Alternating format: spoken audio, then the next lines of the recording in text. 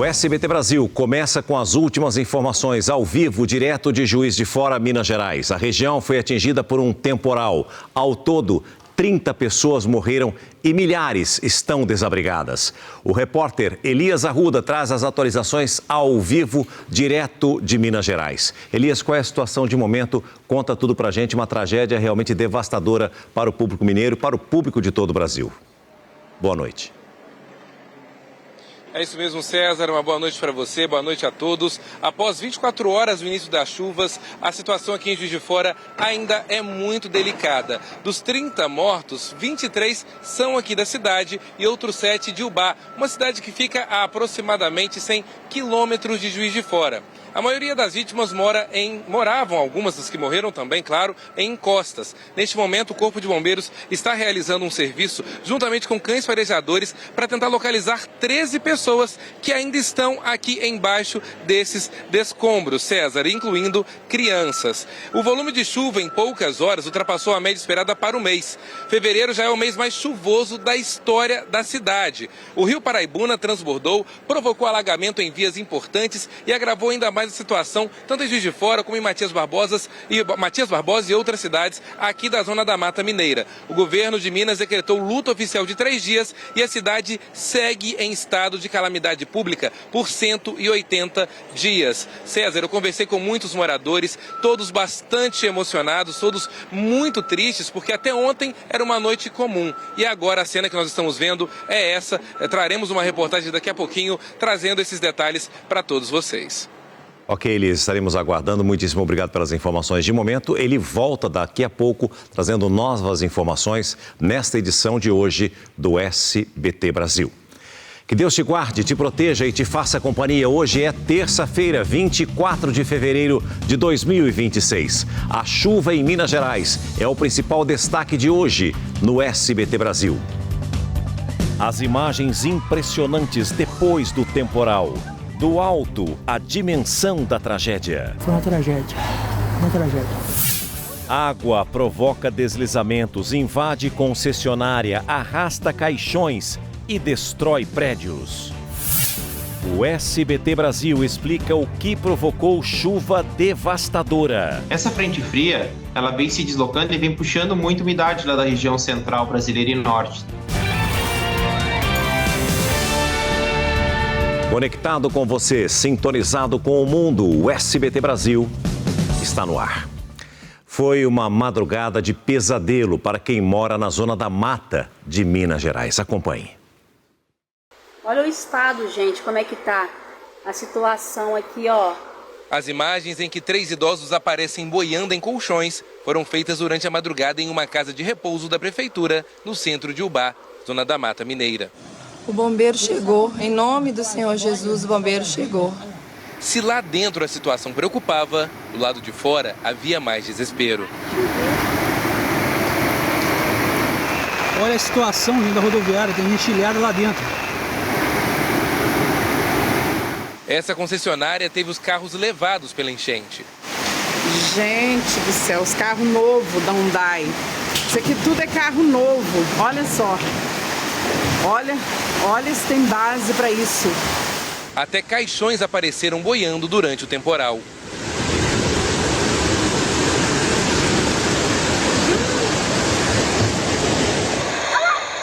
Em outras cenas angustiantes, moradores flagraram um deslizamento.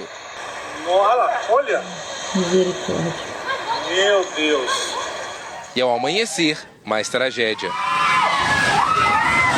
Meu Deus, tem gente lá dentro! Horas antes, o Corpo de Bombeiros havia informado que se tratava de um imóvel antigo com risco iminente de desabamento. Não há confirmação de que havia moradores na casa. Edifícios comerciais também foram destruídos. O prédio que tinha a Vivo foi embora inteiro. A 100 quilômetros de Ubá, no município de Juiz de Fora, onde é o maior número de mortes, um cenário também desesperador. A casa do meu vizinho e as casas que desabaram do lado, infelizmente. Aí, pessoal, o tanto de deslizamento que teve. Olha lá. Misericórdia. Veja que nesta imagem a água cobre quase o vão inteiro da porta. Imagens feitas do alto mostram a cidade coberta de lama. Esse outro registro revela a dimensão da tragédia. Quem tentou voltar para casa para buscar o que havia sobrado, encontrou o imóvel assim. Vou mostrar para vocês aqui a situação da minha varanda. Foi o que sobrou dela. Ali tinha uma parede, que era a minha sala. Desse lado de cá, que era a casa do meu vizinho. Como vocês podem ver, que não sobrou nada da casa deles. Em meio à lama, à dor, familiares se desesperavam a cada informação recebida. Tá um caos esse bairro. Nunca aconteceu uma tragédia dessa. Pegou todo mundo de surpresa. Neste momento, o Corpo de Bombeiros conseguiu localizar uma vítima, infelizmente, sem vida no meio dos escombros. Este já é o terceiro corpo que eles fazem a retirada, isso em menos de 15 minutos. Tem um volume bastante grande de terra e escombros para a gente estar trabalhando. E a gente tem que ter a preocupação com a proteção da vítima, então a gente tem que ter zelo e fazer de forma mais minuciosa o trabalho. Nós estamos em um dos bairros mais atingidos pela chuva em Juiz de Fora. A lama tomou conta da rua. Os bombeiros, moradores, todos estão mobilizados na tentativa de identificar novas vítimas. Sheila perdeu a tia na tragédia. Ela vai fazer muita falta. Vai doer muito. Tão ruim quanto saber que se perdeu alguém, é também não saber onde alguém está. Muito difícil, moço. Muita dor. Mais de 140 bombeiros trabalham na busca por desaparecidos em Minas Gerais. O Elias Arruda está de volta conosco ao vivo, trazendo as últimas informações. Na sua primeira entrada, logo na abertura do SBT Brasil, Elias, você falou que 13 pessoas continuam desaparecidas, incluindo crianças. Qual é a expectativa? Agora à noite fica um trabalho mais difícil, mais árduo ainda para toda a corporação dos bombeiros mineiros, né? E deve ter, eu não sei se já chegou ajuda de outros estados também. Conta tudo pra gente, por favor, meu amigo.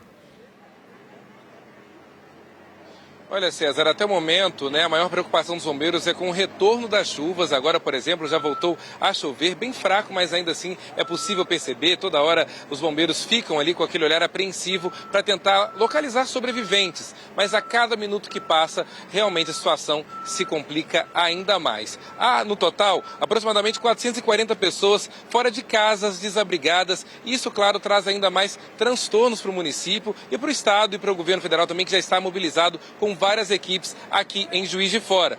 Aulas foram suspensas também em toda a rede municipal. O governo de Minas informou que a assistência humanitária está sendo organizada e, de acordo com o levantamento dos dados ali, a prioridade agora é justamente garantir abrigo, alimentação e atendimento também às famílias que foram atingidas. A preocupação continua, porque, como eu falei agora, o tempo não deve ficar firme tão cedo. A gente vê aqui do alto que muita água ainda continua descendo desse tanto de lama, que se formou aqui, ainda com o risco de novos desmoronamentos de terra. O que dificulta agora é a noite, porque como é uma área ainda muito distante, você tem muita montanha, a preocupação dos bombeiros é exatamente com a iluminação. Nós estamos num ponto aqui bem privilegiado e eles estão, César, lá no meio dessa escuridão, tentando localizar mais alguma vítima. Olha, Elias, eu sei que você está desde as primeiras horas aí acompanhando tudo isso com as suas reportagens, agora com o link ao vivo, mas eu peço que você ainda permaneça conosco nessa edição para voltar atualizando tudo o que está acontecendo nessa tragédia realmente em Juiz de Fora, em Minas Gerais, de uma forma geral, em outras cidades também. Aliás, a Prefeitura de Juiz de Fora decretou estado de calamidade por 6 meses após essa tragédia que aconteceu na cidade. As aulas foram suspensas em todas as escolas da rede municipal. O temporal transformou ruas em rios. O Corpo de Bombeiros de Juiz de Fora registrou mais de 40 chamados de emergência apenas durante a madrugada. Foram mais de 50 raios em apenas 15 minutos, segundo a Prefeitura. Este já é o fevereiro mais chuvoso da história da cidade. São 584 milímetros acumulados, o dobro do esperado para o mês inteiro. O que explica a força dessa chuva é uma combinação de 3 fatores. Primeiro, uma frente fria parou no litoral do Sudeste, funcionando como uma barreira. Ao mesmo tempo, O oceano da região está 3 graus mais quente do que o normal, o que gera muito vapor, que é o combustível das tempestades. Por fim, esse calor no mar acabou puxando a umidade da Amazônia, criando um verdadeiro corredor de nuvens carregadas que desabou sobre a região. Juiz de Fora sofreu o que os meteorologistas chamam de gatilho local. Como a cidade fica na zona da mata, uma região cercada por morros, o relevo funciona como um obstáculo. Quando as nuvens úmidas batem nessas montanhas, elas são forçadas a subir e se acumular. Esse movimento é conhecido como cavado, e é por isso que a chuva estaciona e cai com muito mais força em cidades serranas do que em áreas planas. Essa frente fria, ela vem se deslocando e vem puxando muita umidade lá da região central brasileira e norte, tá?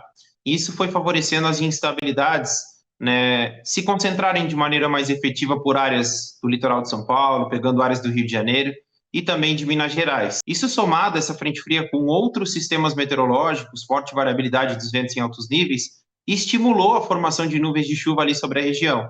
E isso fez com que chovesse altos acumulados de chuva em curto espaço de tempo.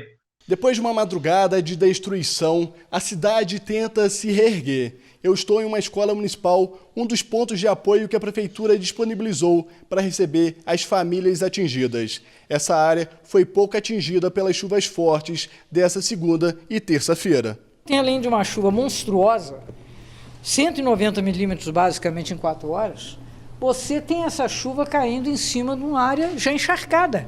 Então é lógico, você tem o peso da terra, você tem o risco do deslizamento muito aumentado. Durante uma coletiva na tarde desta terça-feira, o governador de Minas Gerais, Romeu Zema, de um partido que faz oposição ao da prefeita de Juiz de Fora, disse que este momento é de unir forças entre as autoridades. O Estado está presente, a Prefeitura pode contar conosco, nós estamos mobilizados e dando todo o apoio possível que está ao nosso alcance.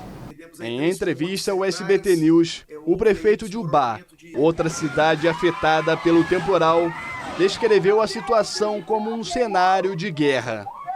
Além das perdas de vidas, que é o principal, né, que a gente fica mais triste, houve aí, né, a perda de muitas estruturas da cidade. Perdemos aí 3 pontes centrais, houve aí o desmoronamento de 5 prédios. Então a cidade de Ubá, ela está numa tragédia muito grande, né? O que está aparecendo aí nas imagens, nos vídeos, não representa nenhuma pequena parte do que é a realidade.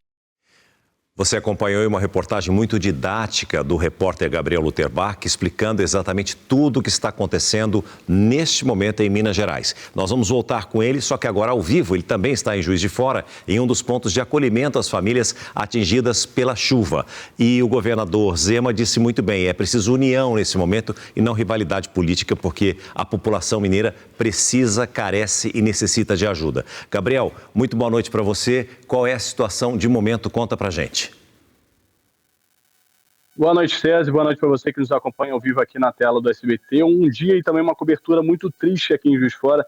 Estou desde os primeiros momentos aqui desse dia caótico, desse dia triste, acompanhando. Eu posso falar que eu nunca tinha visto uma tragédia como essa. Essas chuvas fortes que atingiram a cidade de Juiz de Fora já deixaram mais de 3.000 pessoas desabrigadas ou então desalojadas, segundo a última atualização da Prefeitura de Juiz de Fora e também do Corpo de Bombeiros. Eu estou aqui em um dos pontos de apoio que a Prefeitura disponibilizou justamente para poder entregar esses donativos, essas arrecadações aqui. Vocês podem ver que esse local está fechado, mas agora há pouco algumas pessoas vieram até aqui para poder trazer alguns itens de higiene, também itens de limpeza, roupas, foram recebidos e já foram embora. Esse é um dos 24 pontos de apoio que a Prefeitura disponibilizou para poder ter esse ponto de arrecadação de alimentos e itens de higiene para poder atender a família. Segundo esses últimos levantamentos, 39 pessoas ainda estão desaparecidas, dito pelo Corpo de Bombeiros e também pela Prefeitura de Juiz de Fora, esse balanço que foi divulgado há pouco tempo. O número de mortos em Juiz de Fora e Ubá também subiu, agora são 30, 23 em Juiz de Fora e 7 na cidade de Ubá. O Corpo de Bombeiros está desde os primeiros momentos, desde ontem, na madrugada, já socorrendo algumas pessoas e No momento, de acordo com a última atualização, são 134 atuando para poder ajudar a encontrar outras pessoas, se Deus quiser, com vida. César. Obrigado pelas informações, Gabriel. A gente vai voltar daqui a pouquinho trazendo outras atualizações ao vivo sobre essa tragédia em Minas Gerais. Eu quero salientar que o povo brasileiro é muito solidário, sempre ajudou e dessa vez eu tenho certeza absoluta não será diferente. Outros estados estarão ajudando o povo mineiro nesse momento tão difícil. Daqui a pouquinho nós voltaremos trazendo mais informações ao vivo para você. E a chuva forte também deixou em alerta moradores de São João do Meriti, no Rio de Janeiro. Veja. O temporal deixou o município na Baixada Fluminense no estágio 3 de atenção, o que representa alto risco. Pelo menos 600 pessoas ficaram desalojadas. Uma idosa de 85 anos, com dificuldades de locomoção, morreu. Em Peruíbe, no litoral sul paulista, mais de 400 pessoas deixaram as casas por conta das fortes chuvas e estão em abrigos da prefeitura ou casas de parentes. Em Ubatuba, no litoral norte de São Paulo, a água invadiu casas e transformou ruas em correntezas. Mais de 500 famílias foram atingidas. A previsão é de chuva no município até o próximo sábado. E nós vamos retornar a Minas Gerais porque o Elias Arruda está de volta conosco porque cães chegaram para ajudar nas buscas por desaparecidos após essa chuva em Juiz de Fora. Quais são as últimas informações, Elias? Conte pra gente. É isso mesmo, César. Aqui está vendo muitas pessoas passando que são familiares de vítimas, são moradores aqui da região. Mas olha, nós temos aqui 3 cães da corporação. Esses 3 cães estão aqui justamente para poder trazer ali, né, mais segurança no trabalho dos bombeiros e tentar identificar novas vítimas. O Tenente Marcelo está aqui ao meu lado. Tenente, esses cães são fundamentais. Como é que está a situação aqui no momento? Ainda há muitas pessoas ainda desaparecidas nessa região. Boa noite. Boa noite. A gente tem aqui cães de busca, né? Os 3 da raça Malinois, são cães especialistas nesse tipo de operação. Além dos cães, cerca de 25 bombeiros militares atuando num cenário crítico para buscar aproximadamente 10 pessoas. Nós estamos, nesse momento, atualizando o número junto à comunidade. Há chances de sobreviventes ainda? Nós sempre trabalhamos com onde houver o mínimo de chance para a gente a total esperança e afinco aqui para trabalhar na ponta da linha. Muito obrigado, viu, Tenente? César, a situação agora é essa. Vou pedir o nosso cinegrafista mostrar para você. Nós temos ainda muita água saindo do local, ainda risco de desmoronamento. As casas lá no alto, por exemplo, a gente percebe que há muitas rachaduras, janelas se quebraram. Então, o Corpo de Bombeiros continua atuando, a Defesa Civil também, para evitar que essa tragédia se estenda, né, e se prolongue ainda por muitas horas. Alguns velórios já começaram, incluindo de algumas crianças aqui em Juiz de Fora. Volto com você. Elias, como disse o tenente, a esperança tem que permanecer viva e isso enaltece ainda mais o trabalho da corporação, que faz, sem dúvida, algo que tem muita credibilidade junto à população do Brasil. Se você fizer uma pesquisa, o Corpo de Bombeiros está sempre entre os primeiros lugares, entre as instituições mais confiáveis do nosso país. O Elias pode voltar a qualquer momento trazendo novas informações para a gente. Vamos continuar falando ainda de chuva nesta edição do SBT Brasil. Um dia depois do CEO da Enel afirmar que só Jesus seria capaz de impedir apagões em São Paulo, o diretor-geral da Agência Nacional de Energia Elétrica votou por recomendar o fim do contrato de concessão da empresa em São Paulo. Mas ele foi voto vencido. Ao contrário do que votou o chefe da ANEEL, Sandoval Feitosa, a maioria do colegiado decidiu por aumentar o prazo para a análise do caso. O tempo adicional foi concedido para que a Enel se defenda após o último apagão em dezembro. A próxima reunião será em 24 de março. A Enel tem dito que cumpre o contrato e que não faz sentido um encerramento antecipado. Também hoje, o governador de São Paulo criticou o CEO da empresa, que tinha dito ontem que só Jesus poderia impedir blackouts na capital paulista. Eu quero lamentar a fala sobre Jesus Cristo, porque primeiro é blasfêmia. A pior coisa que existe, o pior pecado que existe é o da blasfêmia. Eu acho que a gente não pode usar o nome de Deus em vão. Que mostra também a falta de compromisso da Enel, a falta de capacidade da Enel de resolver os problemas aqui. E um atropelamento terminou com a morte de um casal em Taboão da Serra, na Grande São Paulo. O motorista não prestou socorro e fugiu. Quem vai trazer todas as informações agora ao vivo também para a gente é o repórter Marco Pagetti. Pagetti, a polícia já identificou esse motorista? Quais são os próximos passos, embora nada vá trazer a vida desse casal de volta, evidentemente. Uma boa noite para você. Boa noite, César. Boa noite a todos, amigos e amigas aqui no SBT Brasil. Esse homem foi identificado pela Polícia Civil e preso no fim da tarde por agentes aqui de Taboão da Serra, de onde eu falo nesse momento. Esse atropelamento aconteceu na madrugada da última sexta-feira. O casal atravessava a Avenida Taboão da Serra pela faixa de pedestres quando é atingido pelo carro que vinha em alta velocidade. Os dois acabaram atropelados. Repare nas imagens que o sinal para os pedestres estava vermelho, só que o motorista mesmo assim fugiu sem prestar socorro. João Luiz Ferreira Delfante, de 25 anos, morreu no local. A outra vítima, Thalita Souza Rodrigues, de 29, chegou a ser levada ao hospital, mas não resistiu aos ferimentos. O caso foi registrado como homicídio culposo quando não há intenção de matar e fuga do local do acidente. Mas houve uma reviravolta durante a prisão desse atropelador identificado como Michael. Ele teria assumido para o delegado que de fato estava alcoolizado no momento da batida e que não percebeu que tinha atropelado duas pessoas. Outros dois integrantes do carro também foram presos. Um deles seria o responsável por ocultar o veículo em uma área de mata, César. Olha, Pagetti, eu já disse e volto a repetir, enquanto nós não tivermos penas mais severas para esse tipo de ocorrência, isso vai continuar acontecendo no país com total isenção para quem causa. Não importa se o sinal está verde, não importa. Você tem que ter todas as câmeras que você acompanhou na reportagem, todas as informações, isso tem que ir a um julgamento, tem que ter pessoas sérias para fazer isso. E nós precisamos de punição severa, não apenas nesse caso que o Pagetti trouxe hoje agora para a gente, mas em todos eles, porque não é possível mais essa impunidade que reina no nosso país. Obrigado, Pagetti, uma ótima noite para você. Uma operação da Polícia e do Ministério Público de São Paulo prendeu 12 suspeitos de fazer parte de uma quadrilha que aplicava golpes pela internet. Um dos alvos é um funkeiro com mais de 2 milhões de seguidores nas redes sociais. A operação reuniu 400 policiais civis e promotores de justiça. A ação teve como alvo uma organização criminosa que aplicava golpes conhecidos, como, por exemplo, o do INSS, em que golpistas se passam por funcionários da Previdência para obter dados das vítimas e desviar dinheiro. O senhor clica em configurações, aperte em instalar, agora está iniciando a instalação do aplicativo do INSS do senhor, para que não haja o bloqueio do seu benefício, ok? Outros golpes aplicados pelo bando são o do falso advogado e também o da chamada mão fantasma. É um aplicativo que eles fazem a pessoa mesmo instalar no próprio telefone celular e daí, a partir daí, serem vítimas de crimes.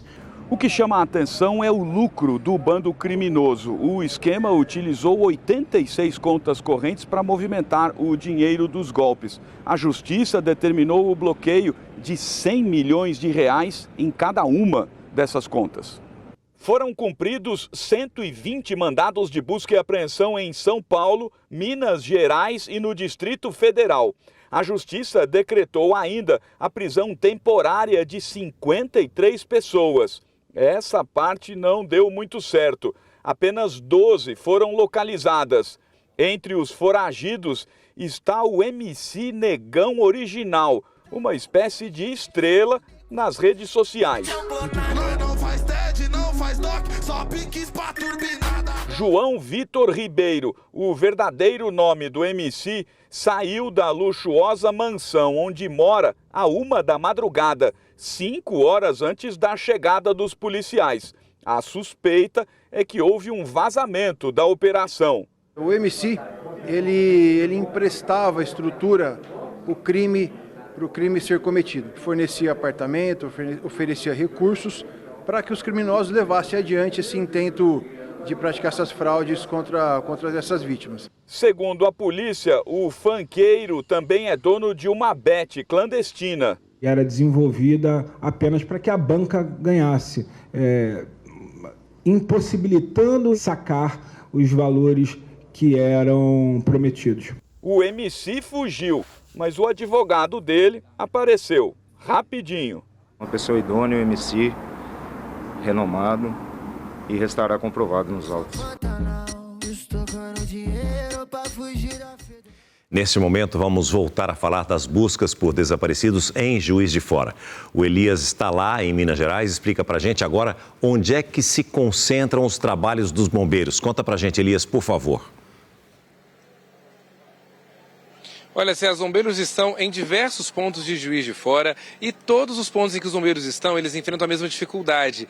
Esse mar de lama, né, de entulhos. A gente percebe, olha, telhados, caixas d'água, né, que vieram também juntamente com essa avalanche que chegou destruindo muitas casas. E ao fundo, César, vou pedir para o nosso cinegrafista mostrar para você, olha só o estado que ficou uma dessas residências, né, completamente destruída e parte dela ainda está escorada e com o risco de colapsar a qualquer momento. E César, a gente percebe que as pessoas estão muito emocionadas, muito emotivas, como eu disse anteriormente, porque é uma tragédia. Eu sou daqui de Juiz de Fora, moro em Juiz de Fora, hoje eu trabalho no Rio com a SBT, mas eu sou daqui da cidade e realmente é algo sem precedentes. Nós não temos conhecimento de uma chuva que trouxe tantos problemas como nós estamos vendo no dia de hoje. Olha só esse tronco aqui dessa árvore. Para você ter uma ideia da força da água, da força, né, que essa chuva foi, uma árvore muito pesada, um tronco muito extenso, né? Ele acabou também descendo juntamente com as casas.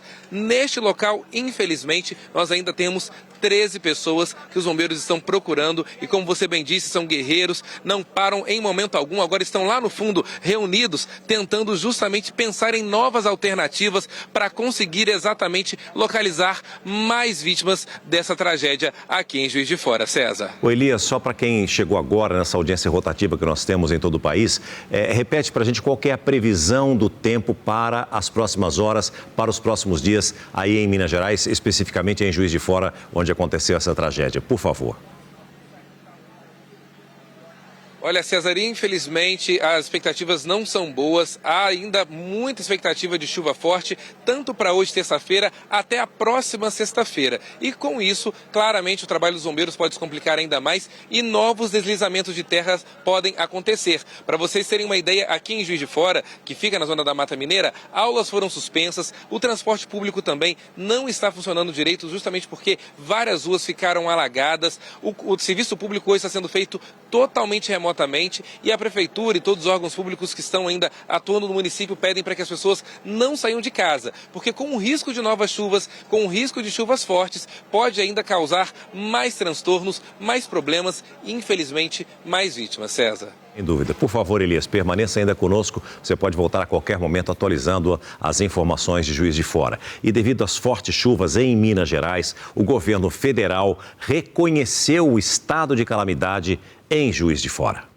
O presidente em exercício, Geraldo Alckmin, convocou uma coletiva no início da noite para detalhar a ajuda que vai ser enviada pelo governo federal. O Ministério do Desenvolvimento Social liberará recursos, R$800 por pessoa desabrigada. Nós temos centenas de pessoas desabrigadas. Aí é para a prefeitura, para comprar colchão, mantimento, roupa, enfim, para apoiar, e também para as famílias será antecipado o pagamento do Bolsa Família e do PPC. O ministro do Desenvolvimento Regional, Valdez Góes, e o ministro da Saúde em exercício, Adriano Massuda, foram até Juiz de Fora acompanhar a situação de perto. O Ministério da Saúde enviou homens da Força Nacional do SUS e do Departamento de Emergências em Saúde Pública. Nesta terça-feira, 6 profissionais chegaram à região para fazer o diagnóstico e iniciar a montagem do Comando de Operações de Emergência. Também estão sendo transportados kits de emergência com medicamentos e insumos de saúde. A mobilização foi determinada pelo presidente Lula. Em publicação, ele disse que tomou conhecimento da situação durante escala em Abu Dhabi, nos Emirados Árabes, e que ligou para a prefeita de Juiz de Fora. Na conversa, prestou solidariedade às famílias e ofereceu o apoio federal. O presidente deve chegar de viagem oficial à Ásia durante a madrugada desta quarta. Vamos voltar a falar sobre a tragédia que deixou pelo menos 30 mortos até o momento em Minas Gerais. Elias Arruda, direto de Juiz de Fora, traz mais informações. Elias, já existe a identificação dessas vítimas ou ainda não?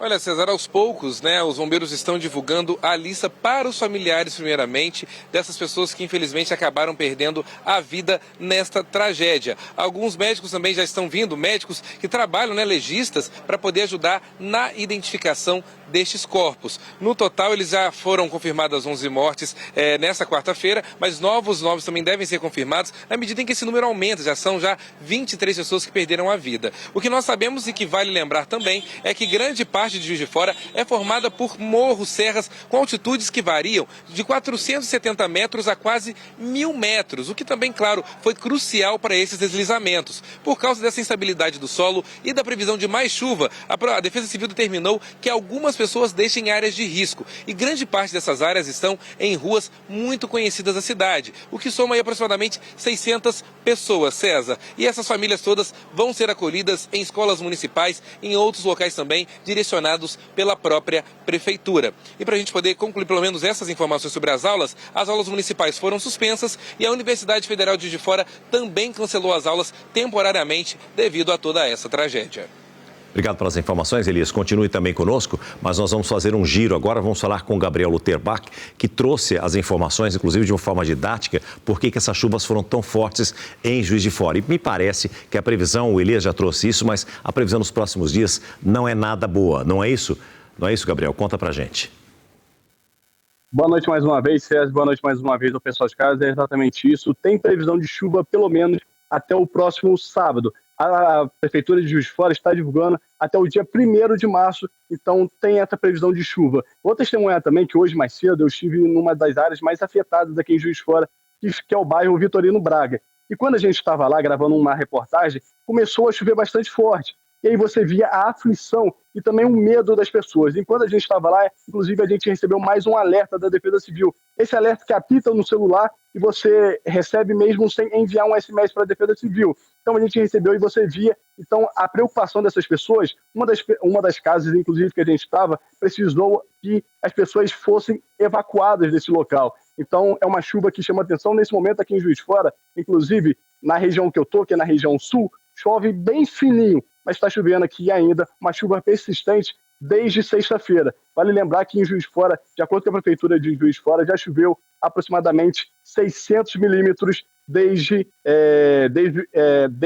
o início de fevereiro, E desde ontem, mais de 200 milímetros, de acordo com a Prefeitura de Juiz de Fora. O Instituto Nacional de Meteorologia, ele também emitiu um alerta classificando a situação dos próximos dias como grande risco, justamente porque o solo já está bastante saturado, ou seja, há risco de novos alagamentos, transbordamento de rios e também deslizamentos de encostas. No entanto, a chuva deve ser de menor intensidade. Esse alerta de perigo também vale para o estado do Rio de Janeiro, para o estado de São Paulo, para o litoral paulista, para o estado do Espírito Santo e também para a região sul da Bahia. César. Obrigado pelas informações, Gabriel. Você pode voltar também a qualquer momento. E nesse momento agora, eu peço que a gente retorne com Elias. Elias, porque nós mostramos aqui toda uma cobertura completa do SBT Brasil para você nessa tragédia que está acontecendo em Minas Gerais. A pergunta que fica é o seguinte: neste momento onde você está, não cai nenhum tipo de chuva, nem mesmo uma chuva fina como está caindo na zona sul da cidade, onde o Gabriel trouxe a informação agora para a gente. A pergunta que eu te faço é a seguinte: os bombeiros têm horário para terminar essa busca? Isso vai varar a madrugada? Isso depende da condição do tempo? Ou mesmo com chuva eles continuam? Conta tudo pra gente, Elias, por favor. Olha, César, sem dúvida alguma, aqui não aparece na câmera, mas já está, você que é da cidade da Garoa, estão na cidade da Garoa, né, já começou a serenar aqui em Juiz de Fora, principalmente nessa região onde nós estamos. Eu conversei agora há pouco com o tenente, estava dizendo exatamente isso. Eles estão analisando como vai ser o trabalho de atuação durante esta madrugada, já que sim, ainda há risco de deslizamento de terra, de desmoronamento de novas casas, inclusive aqui na região onde nós estamos. Então, isso tudo tem interferido nesse trabalho. Nesse momento mesmo, olha só, vou pedir para o nosso cinegrafista mostrar, o tenente está aqui conversando junto com outros militares. A polícia militar também foi acionada para retirar as pessoas daqui, porque ainda há o risco de deslizamento de terra. Isso poderia colocar a vida das pessoas também em risco. Diante desse fato, há sim possibilidade de chuvas mais intensas em várias regiões da cidade, somando aí mais de 578 ocorrências no município. César. Agora, Elias, você trouxe uma informação de que 13 pessoas ainda estão desaparecidas e podem estar debaixo desses escombros e toda essa terra que a gente está vendo aqui na imagem. É isso mesmo? São 13 pessoas desaparecidas. Os familiares estão aí, a expectativa deve ser muito grande, evidentemente, em busca de notícias, né? Mas tem muito trabalho para o Corpo de Bombeiros pela frente, independentemente da localização dessas pessoas. E a gente espera realmente, com a ajuda dos cães farejadores, que essas pessoas possam ser encontradas ainda com vidas. Como disse o tenente em entrevista agora há pouco para o Elias, eles têm esperança e trabalham com essa esperança até o último momento, não é isso, Elias? É isso mesmo, César. Ainda há expectativa e esperança de que essas 13 pessoas que continuam embaixo dos escombros possam ser ainda, claro, resgatadas com vidas. Exatamente por isso os bombeiros trouxeram materiais de extrema importância, materiais específicos para fazer esses resgates. Estão também atuando mesmo agora durante a noite nos locais onde não há iluminação, com o apoio dos cães-guias e há ainda, dos cães farejadores. E há ainda a possibilidade de novas equipes chegarem para poder ajudar nesse trabalho, que é um trabalho muito difícil, mas como você disse no início, né, os bombeiros de Minas Gerais já atuaram em outras ocorrências, como nós já tivemos aqui em relação a outras cidades como Mariana, e por isso toda essa didática, né, que eles já aprenderam, todo esse trabalho que eles já fizeram é fundamental e vai ser ainda mais importante para poder conseguir localizar as outras vítimas que se encontram embaixo desses escombros. Agora, Elias, a gente sabe, né, que a vida de repórter não é fácil. Você tem a sua base no Rio de Janeiro, você saiu do Rio de Janeiro, foi para Minas Gerais. Como é que foi essa sua trajetória toda? Você foi através de estrada, você foi via aérea? Como é que foi sua chegada aí em Juiz de Fora? Conta pra gente. Conto sim, César. Eu e o nosso cinegrafista Alessandro, nós saímos do Rio de Janeiro há 2h30, mais ou menos, de diferença entre Juiz de Fora e o Rio. A gente surpreendeu muito, porque subindo a Serra de Petrópolis, tudo ainda estava ok, não havia sinais de chuva. Vamos chegando ali próximo a Três Rios, mas quando chegamos em Minas Gerais, o tempo mudou drasticamente. Nossa equipe, inclusive, parou ainda em alguns pontos em que havia muita chuva. Esse rio Paraibuna, para você ter uma ideia, né, que é o principal rio que corta aqui a cidade, quando nós chegamos perto dele, eu que sou morador aqui de Fora há muitos anos, não consegui acreditar na altura em que esse rio se encontrava. O rio estava num volume muito alto. Foi exatamente por este motivo também que o rio transbordou, e não somente isso, né, o córrego também, porque muitos córregos da cidade acabam indo para estes rios. Então, quando a nossa equipe chegou aqui, eu não reconheci a cidade em que eu nasci diante dessa tragédia, César. Muitos bairros ainda acabados, as pessoas ainda muito sentidas e, infelizmente, diante de todo este fato, o que sobra agora, como você bem disse, é a solidariedade, que também é marca dos mineiros. Sem dúvida nenhuma.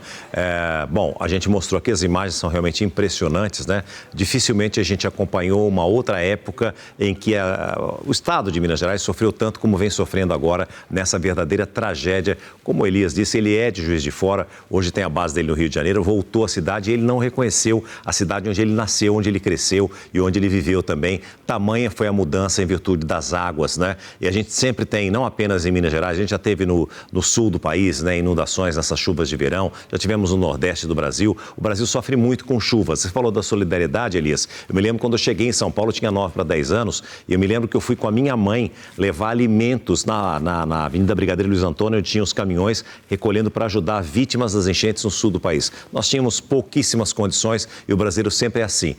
Quanto menos ele tem, mais ele ajuda. É impressionante a solidariedade não apenas do povo mineiro, mas do povo brasileiro. Não vai ser diferente, eu tenho certeza que Minas Gerais vai precisar dessa ajuda e o brasileiro vai ser solidário mais uma vez. Permaneça conosco, Elias, você volta daqui a pouquinho atualizando tudo o que está acontecendo neste momento, nessa tragédia em Minas Gerais. Você vai ver junto comigo a seguir. A Procuradoria-Geral da República pede a condenação dos acusados de mandar matar Marielle Franco e Anderson Gomes. E ainda, a gente volta a Juiz de Fora com novas informações sobre as buscas por desaparecidos nessa tragédia em Minas Gerais. O SBT Brasil volta já. Continue com a gente.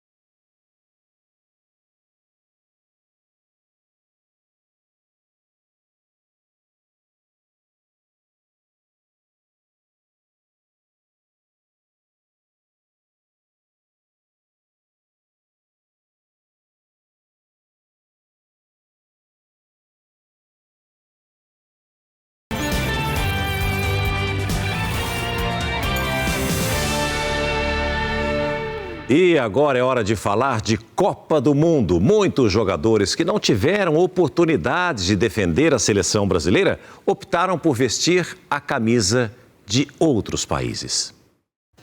No futebol globalizado, é cada vez mais comum ver jogadores defendendo seleções diferentes do país onde nasceram. Portugal já teve Deco e Pepe como protagonistas e a seleção italiana convocou Thiago Motta. E a lista é grande. Mais de 30 brasileiros já defenderam outras seleções em Copas do Mundo. E o próximo Mundial pode ter mais um brasileiro naturalizado. O meia Maurício, do Palmeiras, tirou a cidadania paraguaia. Na Copa do Mundo não existe fronteira, existe talento. E os maiores craques da geração entram em campo em junho, na tela do SBT. E o SBT Brasil continua nessa ampla cobertura com relação a tudo o que aconteceu e está acontecendo ainda em virtude da tragédia das chuvas em Minas Gerais. E tem uma notícia que acaba de chegar. O Elias Arruda volta direto de Juiz de Fora porque os trabalhos de busca serão intensificados a partir de agora. É isso, Elias? Conta pra gente, por favor. É isso mesmo, César. Os trabalhos de busca vão ser intensificados. Acabei de conversar com o bombeiro agora, inclusive. Ele que está com os cães farejadores que estão auxiliando demais nesse trabalho. Agora a Polícia Militar precisou isolar a região. A área foi toda isolada exatamente para que não apenas curiosos cheguem até o local, porque haviam muitas pessoas se aglomerando ali, como também porque os bombeiros precisam ter uma área de segurança para que esse trabalho aconteça. Além disso, César, um outro ponto também de preocupação do Corpo de Bombeiros é que aconteça, por exemplo, de alguma vítima ser identificada, localizada ali e isso seja, claro, exposto. Infelizmente, é uma situação que os bombeiros trabalham, a gente espera também que haja sobreviventes, mas essa é uma situação que tem deixado todos muito preocupados. A gente percebe que aqui atrás, por exemplo, há ainda vários moradores que estão aqui esperando, respostas, muitos familiares de vítimas que querem saber o que é que está acontecendo, que querem notícias, que querem informações. Então, a todo momento, o que se tem aqui é isso, é a espera, E o tempo num momento como este é fundamental. Agora, César, para você ter uma noção, a gente percebe aqui parte dessa água escoando ainda pela rua com muita lama. E do meu lado direito é a única área de passagem que infelizmente os moradores estão tendo, que é um beco, é um corredor, é a partir daqui que os moradores conseguem chegar até o outro lado, que como vocês podem reparar nas imagens, também precisou ser cercado pela Polícia Militar para evitar que outras pessoas, que curiosos, chegassem até lá e atrapalhassem, porque neste momento o silêncio é fundamental, porque se tiver alguma vítima ali com vida, falando alguma coisa, tentar falar algo e também para não irritar os cachorros, César, porque os cães, eles acabam ficando também muito irritados nesse momento de tamanha atenção, Sem dúvida nenhuma, Elias.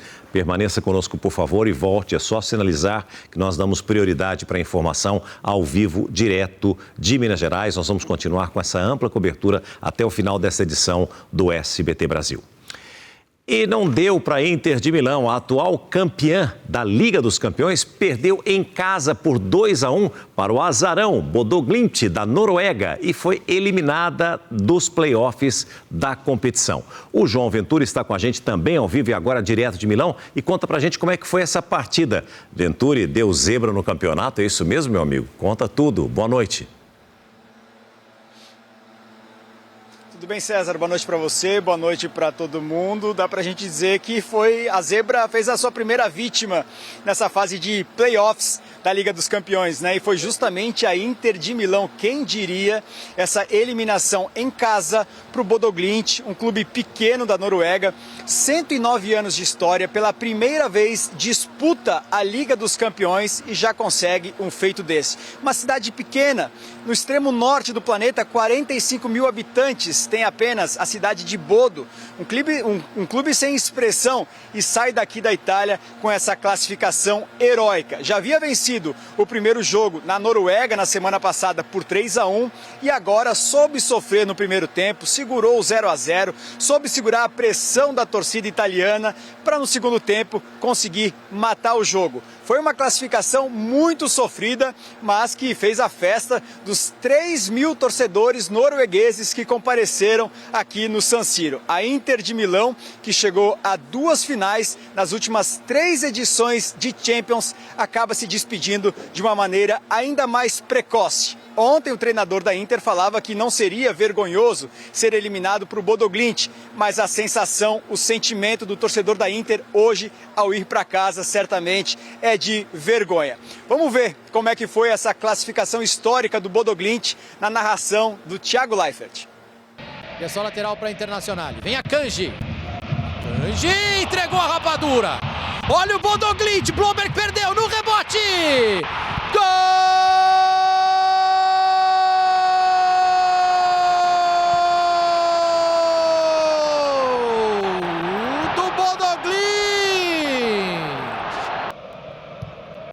Inter não consegue passar nesse ataque, vem contra-ataque do Bodo Glimt.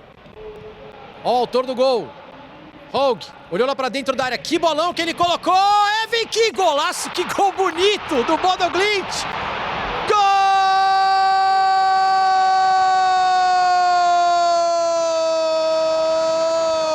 do Bodo Glimt, que jogada.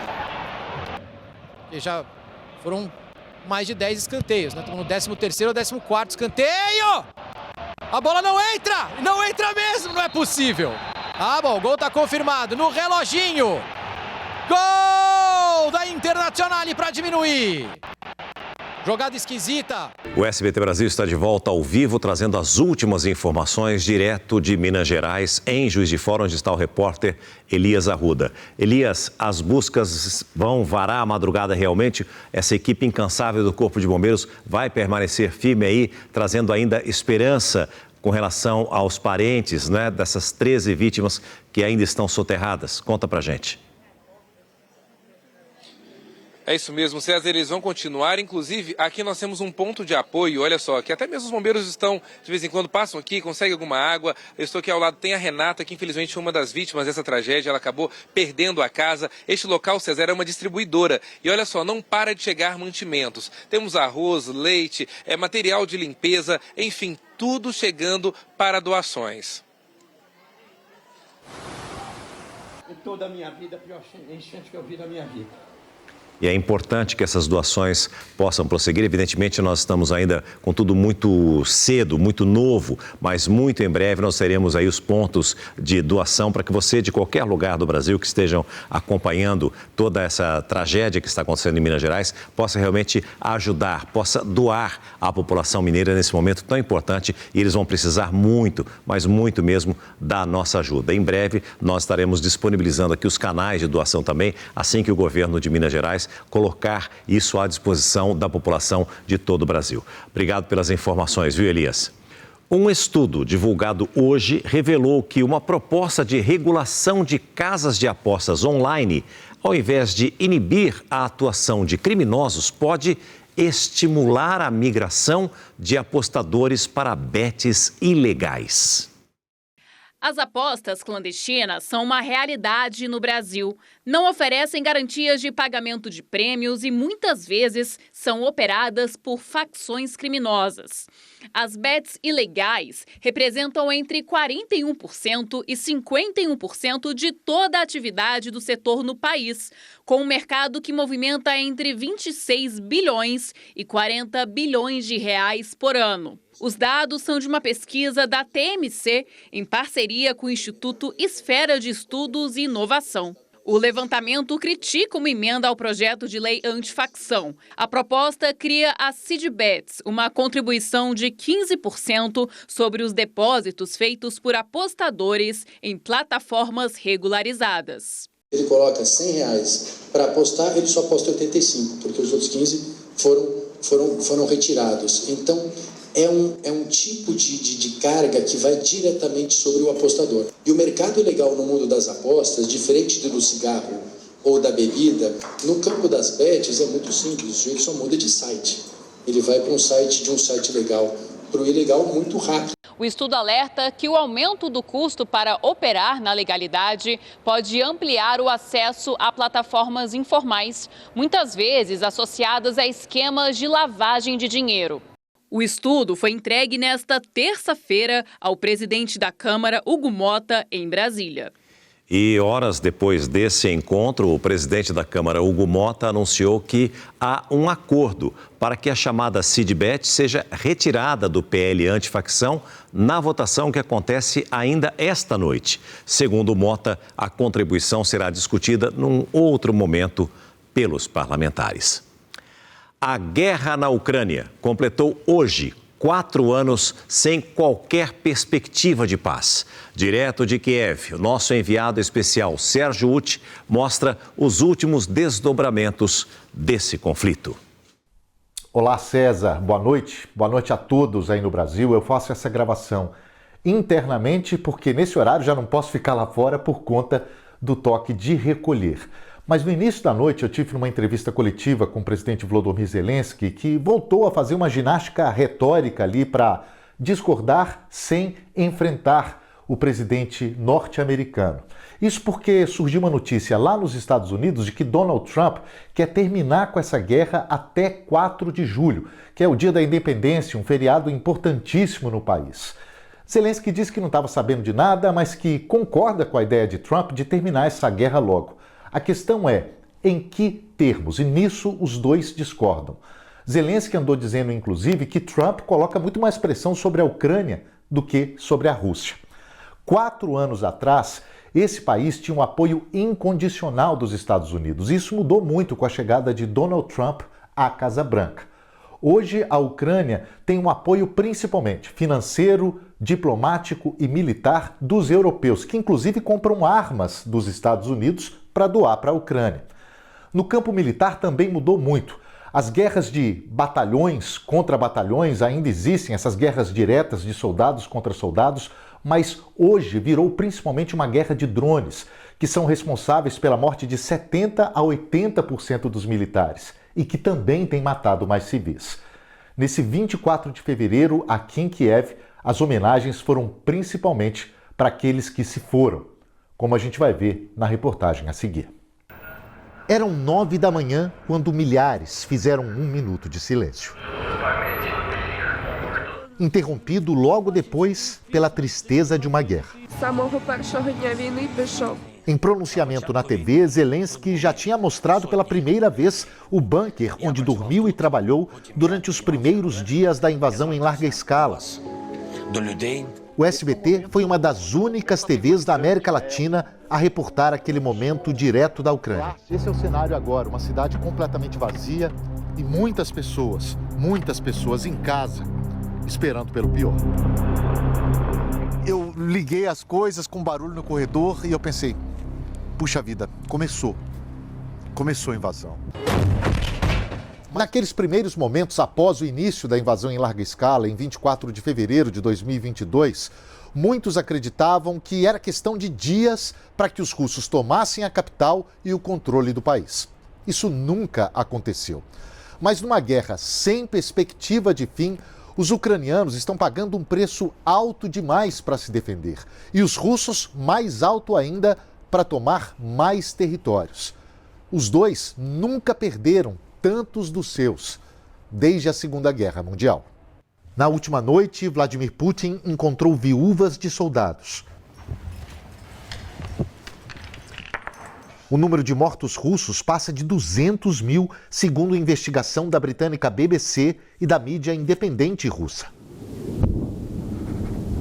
Entre os ucranianos, o próprio Zelensky admitiu 55 mil militares mortos e dezenas de milhares desaparecidos em uma guerra que não está prestes a terminar.